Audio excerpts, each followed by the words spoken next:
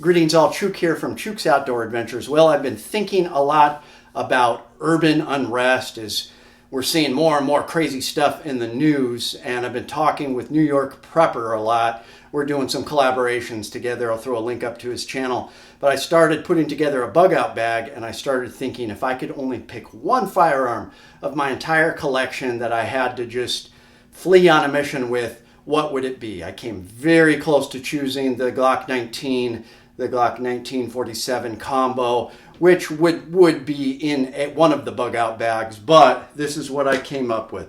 The Smith and Wesson 686 357 Magnum. This is a clear revolver. It is safe. There's a few reasons, and I'll go through that, and then we'll take a close look at this beautiful revolver. If you know anything about Smith and Wessons, you know that the 686 is kind of given a cult status. It is considered the flagship of Smith and Wesson 357s in my mind. It's got a 3-inch barrel. This is kind of the carry model, which is a little bit better than a snubby, a lot better than a snubby actually, and it holds 7 rounds. So the 686 Plus or Deluxe, whatever you want to call it, holds 7 rounds of hard-hitting 357 Magnum.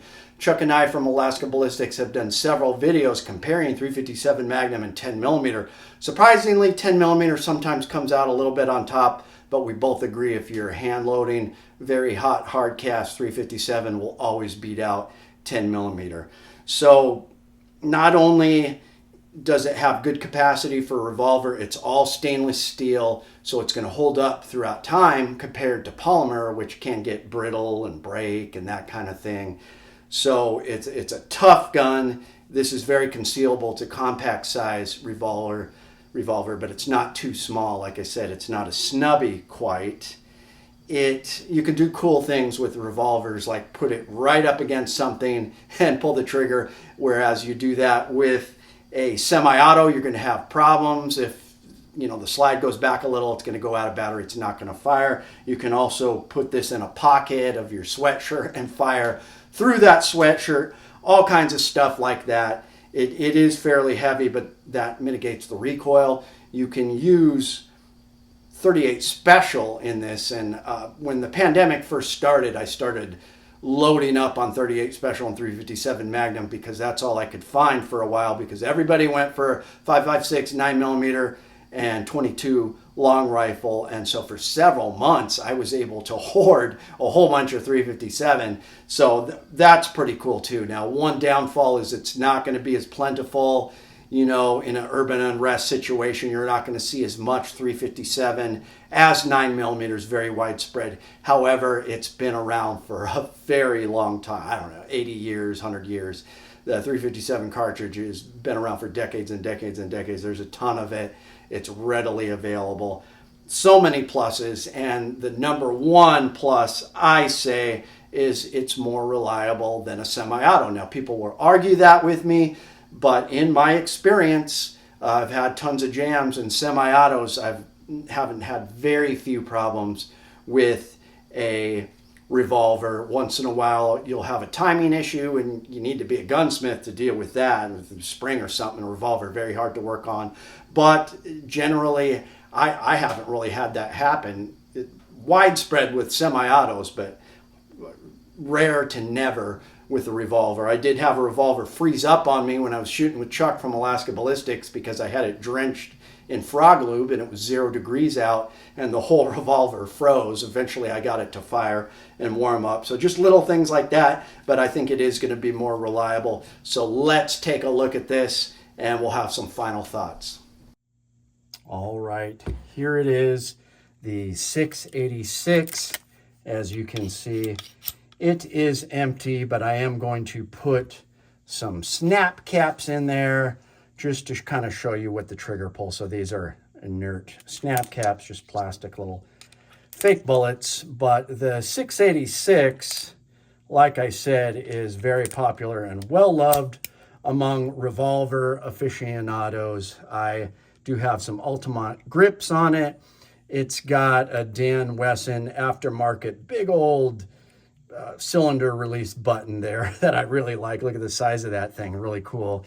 And it does have target sights. I am going to put a fiber optic on the front, but as you can see, this is the old school kind that is pinned. And this thing sticks out over the barrel, which is kind of honky. People have commented on that before, so I got to change that out. But otherwise, man, I love this thing. I got a just in case holsters. I got to give a shout out to him. This is an in the waistband. See his logo there, just in case holster. Veg tan leather. When I'm going to a barbecue or like a symphony or something, this is what I carry when I want to be a gentleman and just be all fancy pants. Love carrying this, and I will do that even in the summer. This is compact and it's concealable. Definitely a little bit bigger of a grip. I can find a grip that, you know, cuts off right around there. So I probably will change out to a smaller grip at some point for carry, but this is meant for carry because, as you can see, a gunsmith has sheared off the hammer. So it's pretty much double action, only you can get the single action to work. But let's take a look at this trigger pull. All right, let me turn that so the snap caps are there. Trigger pull. I should do I'll do another video where I test it, but it's not bad. It's not a 12 pound, I'll tell you that right now. It's a decent double action trigger pull. Feels great. Ergonomics, the sights, everything. Love it. It is hard to beat. And as you can see, 7 rounds of hard hitting .357 Magnum with a 3-inch barrel. Just amazing. Love it. So there you go, folks. There you have it. I also think it's cool in a sort of end time zombie apocalypse type scenario. You know, I love The Walking Dead, and Rick Grimes had his Python. I like the Python. It's on my list to get, but it did have more timing issues.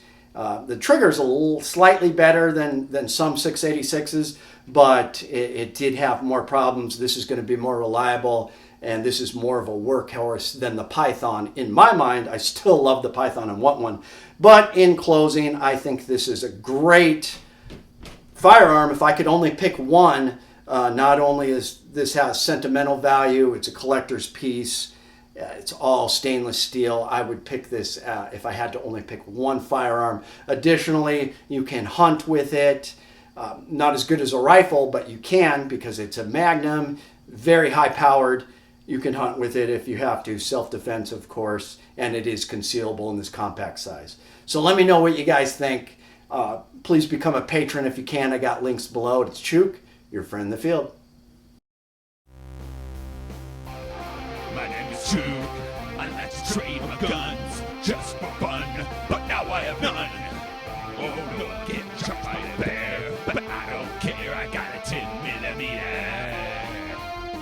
Chuke's Outdoor Adventures. Watch you go,